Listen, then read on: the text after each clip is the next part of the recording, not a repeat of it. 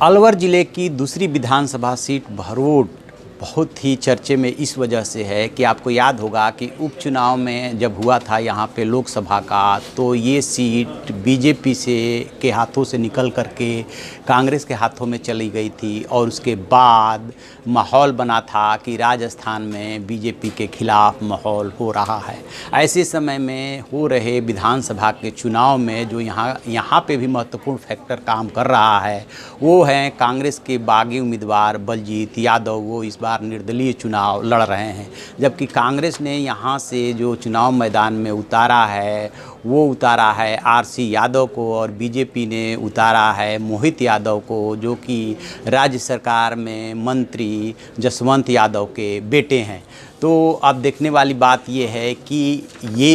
इस सीट पे जो फैक्टर बन रहा है, निर्दलीय उम्मीदवार फैक्टर बन रहा है, और राजस्थान के इतिहास में निर्दलीय भी ठीक ठाक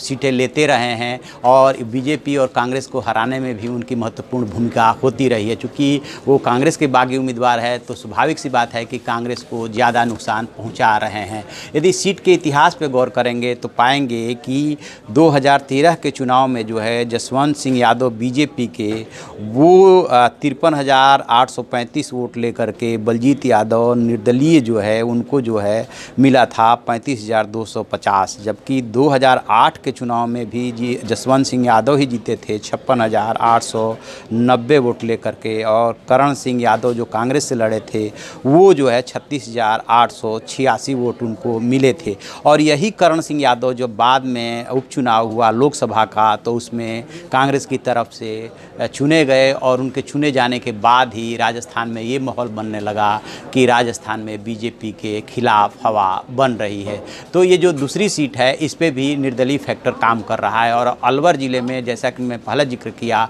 कि पहलू खान की मौत जो गो तस्करी के आरोप में हुई थी और मुस्लिम आबादी इस सीट पे भी ठीक ठाक है, वो फैक्टर भी काम कर रहा है। तो अब देखने वाली बात है, कांग्रेस के खिलाफ एक और बात जा रही है कि कांग्रेस जो है सॉफ्ट हिंदुत्व के रास्ते पे है, इसलिए वो खुल करके उस पहलू खान वाले मामले पे और मुस्लिमों की नाराज़गी पे कोई राय नहीं रख रही है। एक तरह से इस पूरे मामले पे चुप्पी साधे हुए हैं। अब देखते हैं कि क्या डिसाइड होता है। तो आप ऐसी खबरों के लिए देखते रहिए हमारा डिजिटल चैनल इन खबर और उसे सब्सक्राइब कीजिए।